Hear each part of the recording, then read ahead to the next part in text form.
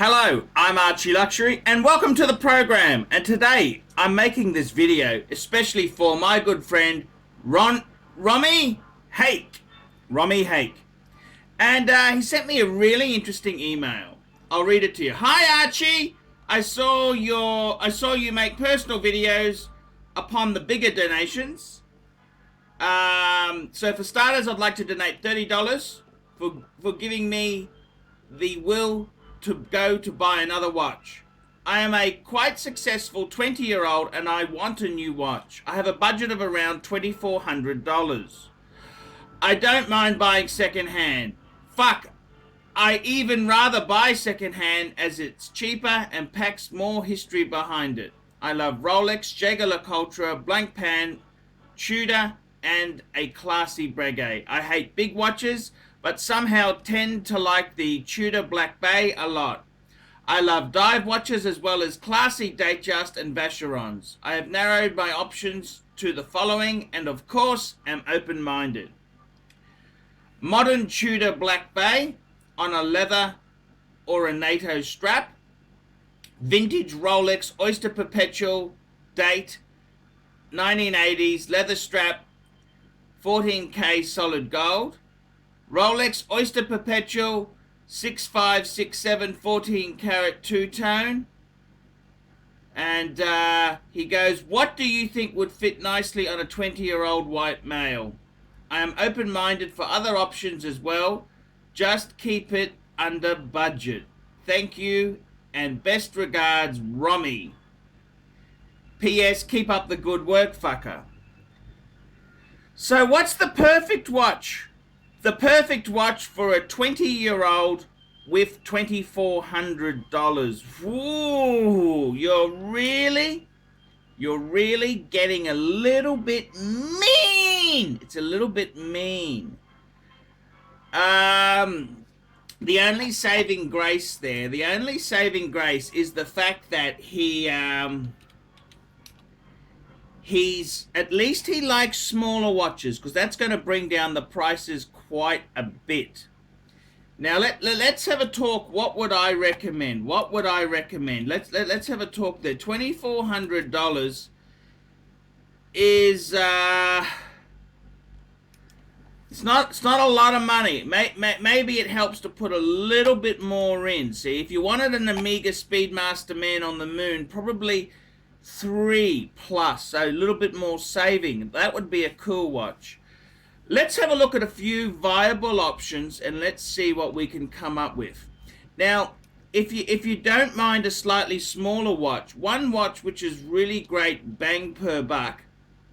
Now, I'm using Chrono 24 as the pricing guide because you know, I can't just say, "I'll buy this at that price." We got to base this on some price guides.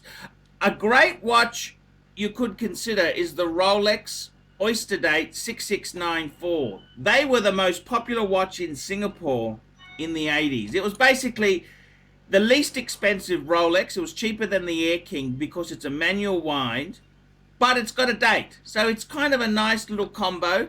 They're 34 mil, so they're a little bit small by modern standards, but it's a steel Rolex at a great price. Just looking at Chrono 24 there, you can get some really nice ones of those for about 2 to 3 grand there. So that's also another option. Let's have a look at your list and let's see what we say.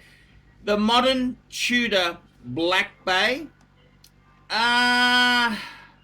What do I think of that? The Tudor Black Bay. I tell you the truth, my good friend Mark in WA, he has one.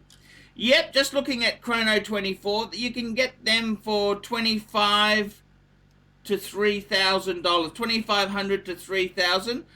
I think the Tudor Black Bay is actually a pretty nice watch. Yes, I give that a tick of approval. Black Bay is a really cool watch. It's really retro and funky. That's not a bad piece. The Monte Carlo may be a little bit big. It's very thick. So if you like smaller watches, I think Tudor Black Bay is fine. That's a great watch. you're looking at a vintage Oyster perpetual date. So that's an automatic. As I said, I'd possibly, instead of getting something on a leather strap, look at a 6694. That's an Oyster date. You get one of those on a bracelet, complete. That might be a nicer metal to have. I think steel's probably, for a younger man, steel is a preference. You're also talking about a Rolex 6567. Let's have a look there. Rolex 6567. Let's have a look. Yeah. Well, it's basically, it's like the Oyster date, except it's an automatic, but it doesn't have a date function. Yeah, it's an Oyster perpetual. Yeah, that's okay. Yeah, they're okay. There's only some old ones. They don't really have a nice selection on Chrono. There's only 11 listed here. Yeah, that's okay. But I don't know about two-tone. I'd be going steel for a young man like you. I think, you know what my recommendation is? Young 20-year-old man. Now let's cut to the fucking chase, fuckers. Let's cut to the chase. I'd tend to stay away from more vintage. You're an active young man. You want something you can wear every day, and you know, you can wear it for the next 20 years. 20-year-old man, vintage is a bit delicate. Even vintage Rolex, you know, it hasn't got the same waterproofing, hasn't got the same resistance to abuse.